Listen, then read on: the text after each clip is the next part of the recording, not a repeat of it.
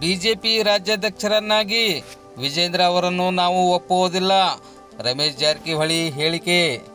BJP ರಾಜ್ಯ ಘಟಕದ ಅಧ್ಯಕ್ಷರನ್ನಾಗಿ ಬಿವೈ ವಿಜೇಂದ್ರ ಅವರನ್ನು ಎಂದಿಗೂ ಒಪ್ಪುವುದಿಲ್ಲ. ಪಕ್ಷದಲ್ಲಿ ಜೂನಿಯರ್ ಆಗಿರುವ ಅವರಿಗೆ ಯಾವ ಸಿದ್ಧಾಂತ ಗೊತ್ತಿಲ್ಲ. ಮುಂದಿನ ಅಧ್ಯಕ್ಷ ಯಾರು ಎಂಬುದನ್ನು ಪಕ್ಷದ ವರಿಷ್ಠರು ತೀರ್ಮಾನಿಸಬೇಕು ಎಂದು ಮಾಜಿ ಸಚಿವರು ಆಗಿರುವ ಶಾಸಕ ರಮೇಶ್ ಜಾರಕಿಹೊಳಿ ತಿಳಿಸಿದರು.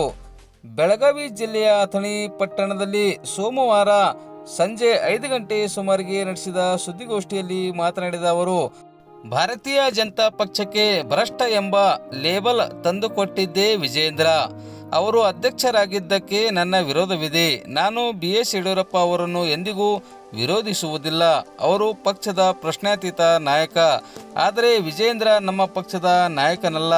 ಅನಂತಕುಮಾರ್ ನಿಧನರಾದ ನಂತರ ನಮ್ಮ ಪಕ್ಷದಲ್ಲಿ ಯಾರೂ ಪ್ರಬಲ ನಾಯಕರಾಗಿ ಬೆಳೆದಿಲ್ಲ ಎಂದು ತಿಳಿಸಿದರು.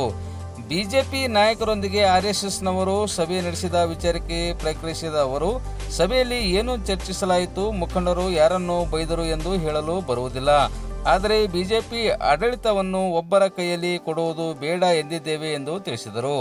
ರಾಜ್ಯದಲ್ಲಿ 120ರಿಂದ 30 ಸ್ಥಾನ ಗೆಲ್ಲಿಸಿಕೊಂಡು ಬರುವ ಶಕ್ತಿ ನಮ್ಮಲ್ಲಿದೆ.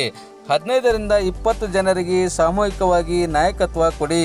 ಇಂಥ ಕೆಲಸ ಮಾಡುವಂತೆ ಟಾಸ್ಕ್ ಕೊಡಿ.